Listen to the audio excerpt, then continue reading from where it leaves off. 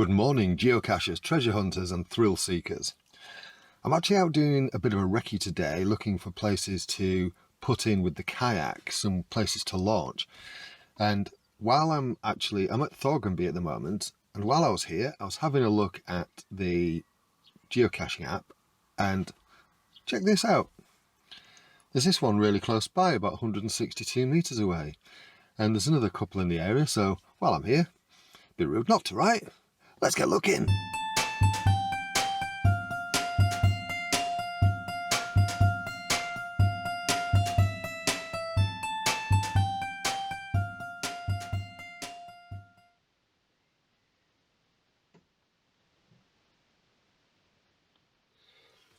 Woohoo! Found it! Found it! Found it! I've signed it, logged it, popped it back. Right, on to the next one. There's one called A Novel Conversation, and it's about 893 meters away. Right, I skipped that last one. I wasn't comfortable with it. It was actually on somebody's property and the gate was closed. It did say in the description for the cache to respect the host, and with the gate being closed, I just didn't feel it. So, not sure whether I'm going to do another one yet. You'll know as soon as you've heard this really weird sound. Okay, I found one that I think is on my route to I think I mentioned already that I'm doing a recce on paddling locations. I think there's one en route to my next paddling location to recce, and it's called Elvington Old Post Office. Let's go. Right, it's looking like I'm just a few meters away. Let's get on with it.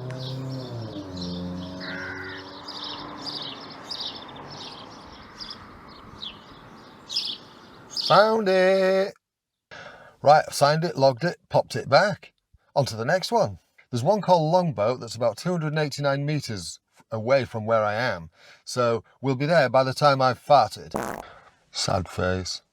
I've searched for ages, but I can't find that one. There's one called Daisy that's relatively close to where I'm going doing a recce for paddling opportunities on the River Derwent. So let's go and have a look for that one. Hopefully a bit better luck than this last one. Grumpy face. So I'm still on the hunt for places to put in at the Derwent, and I'm near Sutton on Derwent at the moment, just on the outskirts.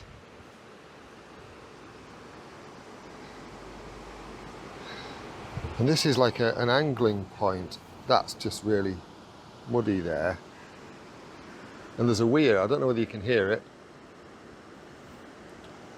There's a weir at some point around here.